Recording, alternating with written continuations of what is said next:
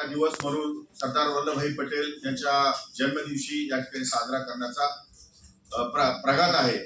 परंतु यावर्षी मुद्दाम जरा वेगळं या ठिकाणी भूमिका घेऊन हा एकता अभियान समारंभ जो आहे, एकता अभियान प्रारंभ जो आहे तो वेगळा विषय घेऊन या ठिकाणी आपल्या समोर येतो आहे।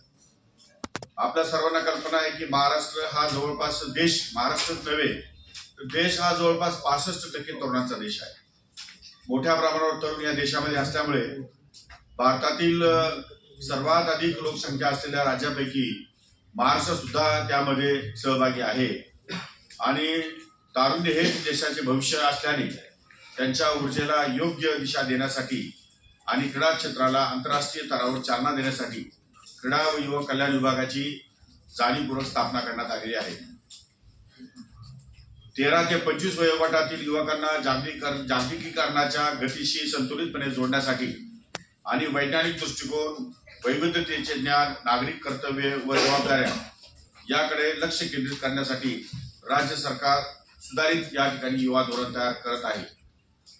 या धोरणात लिंग, धर्म, जात, भाषा, उत्पन्न, ग्रामीण, नागरी, अल्पसंख्याक आणि मागासवर्गीय या सर्व गटाचा विचार करण्यात आलेला आहे, जेणेकरून कोणताही तरुणी या ठिकाणी वंचित राहणार नाही अशा प्रकारचं नियोजन आमच्या युवा धोरणाच्या यामध्ये असणार आहे।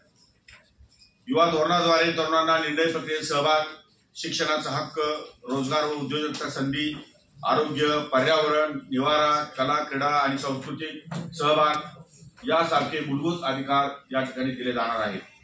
युवकांनी भारतीय संविधानाचे पालन करावे, शांतता, सामाजिक बांधिलकी, हिंसा व भेदभावापासून दूर राहणे, राष्ट्रीय एकात्मता, सार्वजनिक मालमत्तेचा सन्मान, पर्यावरण संवर्धन आणि राष्ट्रसेवेचा स्वीकार अशा प्रकारे त्यांच्याकडे कृती आवश्यक आहे, अपेक्षित आहे।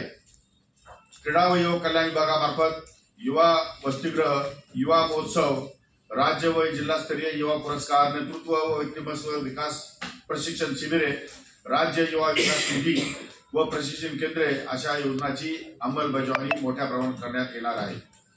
युवा धोरण अधिक प्रभावी करण्यासाठी युवकांना आपले विचार, मते आणि सूचना देण्याचे आवाहन या ठिकाणी मी जाणीवपूर्वक करतो।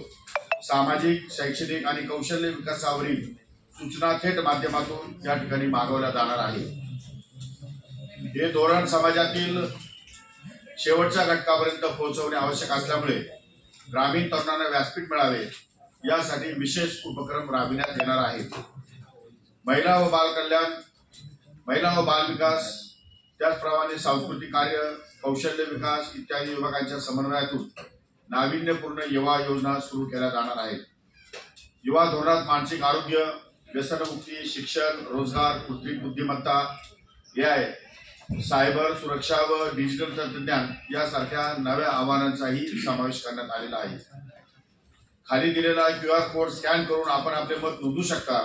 आपला एक विचार उद्याचा महाराष्ट्र निश्चितपणे घडवू शकतो आणि म्हणून महाराष्ट्रातील तमाम तरुणांना या ठिकाणी हे युवा धोरण तयार करत असताना त्यांचा सहभाग त्या ठिकाणी नोंदवायचा आहे। तो लवकरात लवकर ते नोंदवतील अशी मी अपेक्षा व्यक्त करतो आणि भारताचे लोहपुरुष सरदार वल्लभभाई पटेल यांच्या जयंती दिनाच्या निमित्तानं आयोजित केलेल्या कार्यक्रमाला राज्यभरातून अत्यंत मोठ्या प्रमाणामध्ये सकारात्मक प्रतिसाद मिळेल